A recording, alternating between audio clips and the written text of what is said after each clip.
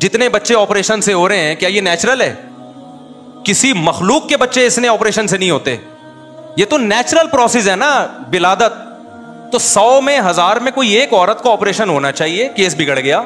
हर दूसरी औरत का केस बिगड़ रहा है, इसका मतलब कुदरती गलत कर रही है। फिर ये जो प्रेगनेंसी का होना और बच्चे की विलादत, ये नेचुरल प्रोसेस है, ये कोई बीमारी नहीं है। इसमें तो डॉक्टर की जरूरत ही नहीं है आपको।